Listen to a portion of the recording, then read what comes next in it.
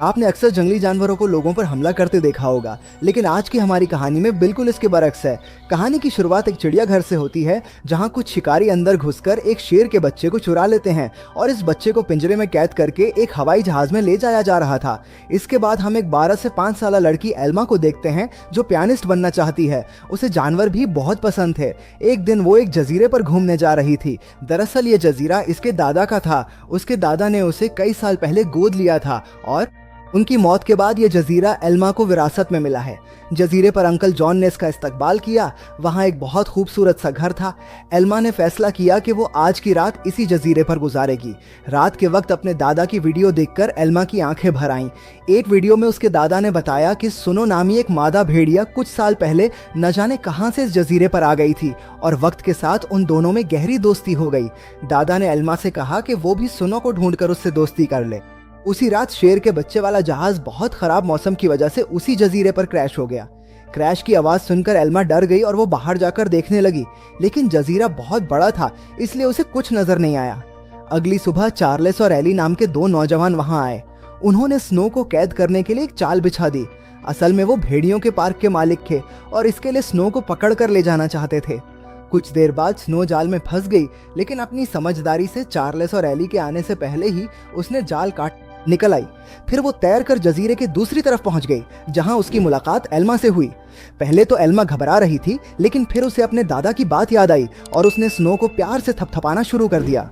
कुछ देर बाद एल्मा जहाज क्रैश की जगह पर पहुंची। खुशकिस्मती से शेर के बच्चे को कोई चोट नहीं आई थी। वो एक परिंदे के घोंसले में गिर गया था, लेकिन परिंदे ने उसे नीचे धक्का दे दिया और उसके बाद वो सीधा जाकर एल्मा की गोद में गिर गया। वो अपने साथ घर ले आई। इसी वक्त सुनो भी अपने छोटे बच्चे के साथ घर में आ गई। घर में 3 प्यारे जानवर देखकर एल्मा बहुत खुश थी। उसने फौरन अंकल जो को बुलाया, लेकिन उन्होंने एल्मा से कहा कि इन खतरनाक जानवरों को घर में रखना ठीक नहीं है, तुम्हें उन्हें चिड़ियाघर वालों को दे देना चाहिए। अंकल ने यह भी बताया कि शेर के बच्चे को ढूंढते हुए चिड़ियाघर के मुलाजिम जरूर यहाँ आएंगे, और हुआ भी बिल्कुल ऐसा ही। अगले दिन एनिमल कंट्रोल वाले वहां पहुंच गए। वो जानती थी कि चिड़ियाघर वाले कितने बेरहम होते हैं, इसलिए उसने फैसला किया उन्हें जानवरों के बारे में कुछ नहीं बताएगी। उसने झूठ बोल दिया कि उसने किसी शेर के बच्चे को नहीं देखा। घर वापस आकर उसने देखा कि सुनो अपने बच्चे के साथ साथ शेर के बच्चे को भी दूध पिला रही थी। उसे बेहद खुशी हुई, क्योंकि अब सुनो दोनों बच्चों का ख्याल रख रही थी। जैसे जैसे दिन गुजरते गए, दोनों बच्चों में दोस्ती बढ़ती गई। एल्मा ने भेड़िए के बच्चे का नाम जैक रखा और शेर के बच्चे का नाम ड्रीमर। इधर अंकल जो को कुछ फिक्र थी कि ये जंगली जानवर एल्मा को कोई नुकसान न पहुंचा दें, लेकिन इसी तरह कुछ महीने गुजर गए और दोनों बच्चे अब कुछ बड़े हो चुके थे। एल्मा उन्हें जजीरे पर सैर कराने ले जाती और अपने दादा की पसंदीदा जगह पर उनके साथ खेलती थी। बदकिस्मती से एक दिन जब एल्मा पियानो के ऑडिशन के लिए गई हुई थी, तो पीछे से वो भेड़िए वाले पार्क के लोग जजीरे पर घुस आए। इस बार वो स्नो को कैद करके अपने साथ ले ही गए। इधर एल्मा का सिलेक्शन भी हो गया और वो बहुत खुश थी, लेकिन जब वो घर लौटी तो उसके होश उड़ गए। उसके घर का सारा सामान बिखरा हुआ था, क्योंकि दोनों बच्चे भूख की वजह से परेशान हो गए थे। उसने स्नो को ढूंढने के लिए पूरा जजीरा छान मारा, लेकिन स्नो तो वहां थी ही नहीं। अब उसे ही बच्चों का पेट भरना था, इसलिए उसे ना चाहते हुए भी अपनी पियानिस्ट की नौकरी छोड़नी पड़ी। एक दिन अंकल जो फिर से वहां आए और खूनखार जानवरों को अब तक वहां देखकर गुस्से से भर गए। उन्होंने एल्मा से इसी वक्त जानवरों को चिड़ियाघर भेजने को कहा, लेकिन एल्मा ने उन्हें समझाया कि उसके दादा की यही ख्वाहिश थी कि वो जानवरों के साथ रहे, और फिर चिड़ियाघर में ना जाने उन मासूमों पर कितने जुल्म होंगे। आखिरकार अंकल जो भी मान गए और एल्मा को गले से लगा लिया। अब इसका सारा वक्त जानवरों को खाना खिलाने और उनका पूरा ख्याल रखने में गुजरता था। एल्मा को जैक और ड्रीमर से बहुत मोहब्बत थी और बदले में वो जानवर भी उस पर जान छिड़कते थे। देखते ही देखते 1 साल गुजर गया और अब दोनों जानवर बड़े हो गए थे। अंकल जो शहर से उनके लिए गोश्त लाया करते थे, लेकिन उनके पास जाने में उन्हें डर लगता था। उन्होंने फिर से एल्मा को समझाया कि उनके साथ रहना खतरे से खाली नहीं है, लेकिन एल्मा किसी कीमत पर उन्हें छोड़ने को तैयार नहीं थी। एक दिन एक माँ बेटी कश्ती के करीब आए। उन्हें देखकर जैक उनके पास जाने लगा। जैसे ही एल्मा ने यह सब देखा, वो जैक को रोकने के लिए दौड़ी, लेकिन वो एक पत्थर से टकराकर नीचे गिर गई और उसके सर में चोट लगने की वजह से वो उसी वक्त बेहोश हो गई। वो माँ बेटी ये सब नहीं देख सकी और वापस कश्ती में चली गईं। कुछ ही देर में जैक और ड्रीमर एल्मा के पास आए और उसे उठाने की बहुत कोशिशें की, लेकिन कोई फायदा ना हुआ। वो कई घंटों तक जोर जोर से आवाजें लगाकर मदद के लिए पुकारते रहे। लेकिन कोई नहीं आया। जल्दी रात हो गई और दोनों जानवर एल्मा के साथ लगकर बैठ गए। उन्होंने पूरी रात जागकर एल्मा को गरमाइश दी। अगली सुबह अंकल जो ने एल्मा को कई बार कॉल की, लेकिन कोई जवाब न मिलने पर वो समझ गए कि कुछ ना कुछ जरूर गड़बड़ है। वो फौरन जजीरे पर पहुंचे। उन्हें लगा कि शायद किसी जंगली जानवर ने एल्मा पर हमला कर दिया होगा, इसलिए उन्होंने एनिमल कंट्रोल वालों को कॉल कर दिया। लेकिन जब उन्हें एल्मा बेहोश मिली और जानवरों को उसकी हिफाजत करते देखा तो उन्हें अपनी इस हरकत पर बहुत पछतावा हुआ। उसके बाद जब एल्मा को अस्पताल ले जाया गया तो डॉक्टर ने उन्हें बताया कि अगर जैक और ड्रीमर ने उसे गरमाइश ना दी होती तो शायद वो आज जिंदा ना होती। इधर एनिमल कंट्रोल वालों ने जैक को पकड़कर एला और चार्ल्स के हवाले कर दिया। उन्हें एहसास हो गया कि जैक तो स्नो का ही बच्चा है। वहीं ड्रीमर को एलन नामी एक आदमी को बेच दिया गया जो एक चिड़ियाघर चलाता था। एलन बहुत जालिम आदमी था जो अक्सर अपने जानवरों को मारता पीटता था, लेकिन अपने बाप के बिल्कुल बरक्स उसका बेटा राउफा बहुत नरम दिल था। जल्द ही उसकी दोस्ती ड्रीमर से हो गई, लेकिन कुछ ही दिनों में बेचारे ड्रीमर को कई नशीली दवाएं देकर सर्कस में करतब दिखाने पर मजबूर किया जाने लगा।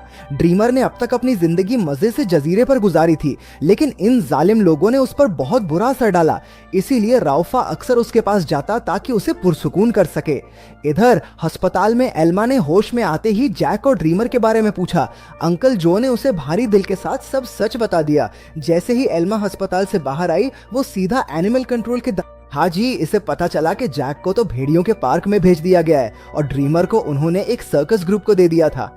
ये सुनते ही वो गुस्से से भर गई और ऑफिसर पर चिल्लाने लगी, लेकिन अंकल जॉन ने उसे पुरसुकून किया। कुछ वक्त बाद एल्मा ने एली को फोन करके जैक के बारे में पूछा। एली ने बताया कि जैक बहुत खुश है और यहाँ उसके कुछ दोस्त भी बन गए हैं। इससे एल्मा को कुछ तसल्ली मिली, लेकिन अब भी वो ड्रीमर के लिए बहुत परेशान थी। अगले कुछ हफ्तों तक वो शहर के हर सर्कस में गई और सबसे ड्रीमर के बारे आज भी, लेकिन कुछ हाथ ना आया। इधर ड्रीमर की वजह से एलन की अच्छी खासी कमाई होने लगी थी। ड्रीमर जल्द ही स्टार लाइन के नाम से मशहूर हो गया। एक दिन ड्रीमर का सर्कस ग्रुप भेड़ियों के पार्क के पास से गुजर रहा था और जैक ने फौरन अपने बचपन के दोस्त को पहचान लिया। जैक ने अपनी समझदारी से पिंजरे से बाहर निकलने का रास्ता निकाल लिया। एली ने जब ये देखा तो वो समझ गया कि जैक बहुत समझदार है और वो जरूर कुछ ना कुछ तलाश कर रहा है। जल्द ही जैक उस तक पहुंच गया जिसे वो ढूंढ रहा था। उसने बड़ी चालाकी से ड्रीमर को भी पिंजरे से आजाद करवा लिया। इतने महीनों बाद एक दूसरे से मिलने पर दोनों खूब खेले। जब एलन को कोर्ट के भागने का पता चला तो उसने गुस्से में बेहोश करने वाली बंदूक निकाल ली। उसके बेटे रिफा ने उसे रोकने की बहुत कोशिश की, लेकिन लालची एलन ने उसकी एक न सुनी। हार कर रिफा भी ड्रीमर को ढूंढने एलन के साथ चल पड़ा। एलन ने एली को भी ड्रीमर के बारे में बताया। अब वो समझ गए थे कि जैक और ड्रीमर दोनों साथ हैं। इसी वजह से पूरे शहर में हाई अलर्ट जारी कर दिया गया। इस शाम अली ने अल्मा को सब कुछ बताया और कहा एनिमल कंट्रोल वाले दोनों जानवरों के पीछे पड़े। ये सुनकर अल्मा घबरा गई, लेकिन एली ने बताया कि उन्होंने जैक के जिस्म में एक ट्रैकर फिट किया था। जैक और ड्रीमर की आखिरी लोकेशन एक जंगल के आसपास थी। अब अल्मा और एली ने मिलकर जानवरों को ढूंढने का फैसला किया। इधर दोनों जानवर शहर में खुलेआम घूम रहे थे, इसलिए पुलिस ने शूट एट साइट के ऑर्डर्स दे दिए। बाद में दोनों जानवर फिर से जंगल में पहुंच गए, जहां एलन और रिफा ने उन्हें देख लिया। लालची एलन ने ड्रीमर पर अपनी ट्रैंकुलाइजर गन से हमला कर दिया, लेकिन जैक बीच में आ गया और अपने दोस्त के बदले खुद गोली का शिकार हो गया। बेचारा जैक तो उसी वक्त बेहोश हो गया, जबकि ड्रीमर को वहां से भागने का मौका मिल गया। उसके भाग जाने के बाद रिफा ने फौरन जैक का ट्रैकर हटाकर उसे दवा दे दी, जिससे बेहोशी की गोली का असर खत्म हो जाए। कुछ देर बाद बाप बेटा एक बार में पहुंचे और एली और अल्मा भी एक ट्रैकर के जरिए उन तक पहुंच गए। एलन ने उनसे कहा कि उसके पास कोई ट्रैकर वगैरह नहीं है और उन्हें बाहर भेज दिया, लेकिन समझदार रिफा ने बाथरूम का बहाना बना एली और अल्मा को सब सच बता दिया। वो उन्हें जंगल में ले गया, जहां आखिरकार उन्हें ड्रीमर मिल गया। इसके बाद ड्रीमर उन्हें एक झोपड़ी में ले गया जहां जैक आराम कर रहा था। खुशकिस्मती से उसे सही वक्त पर होश आ गया था, लेकिन तभी उन्हें पुलिस के आने का शक हुआ तो अल्मा ने दोनों जानवरों को खुफिया रास्ते से भगा दिया। अब जजीरे तक पहुंचने के लिए उन्हें सिर्फ एक दरिया पार करना था। पुलिस से बचने का यही एक रास्ता था, लेकिन वहां कोई कश्ती नहीं थी, इसलिए सबको तैर कर ही जाना होगा। इसी वक्त फिरती से दरिया में तैरने लगा, लेकिन ड्रीमर पानी से डरता था। अल्मा ने उसे हिम्मत देने की बहुत कोशिश की, लेकिन ड्रीमर वापस जंगल की तरफ मुड़ गया। जैसे ही जैक और अल्मा तैर रहे थे, उन्हें बंदूक चलने की आवाज सुनाई दी। इसका मतलब ये था कि ड्रीमर अब इस दुनिया में नहीं रहा। जजीरे पर पहुंचकर अल्मा फूट फूट कर रोने लगी, लेकिन ड्रीमर अचानक उसके सामने आ गया। असल में वो जंगल में पुलिस वालों को भटकाने के लिए गया था। उसे जिंदा देखकर सब खुशी से झूम उठे। आखिरकार अल्मा ने जैक और ड्रीमर की वापसी की खुशी में पार्टी में पियानो बजाया। अब उनका खानदान मुकम्मल हो गया था। आखिर में अल्मा ने सबको अपने प्यारे जानवरों की कहानी सुनाई, जिससे सबके दिल भर आए और वो तीनों खुशी खुशी फिर से एक साथ रहने लगे। तो तुम्हारा पसंदीदा जंगली जानवर कौन सा है और क्या तुम उसे पालना चाहते हो? कमेंट्स में जरूर बताना। मिलते हैं अगली वीडियो में।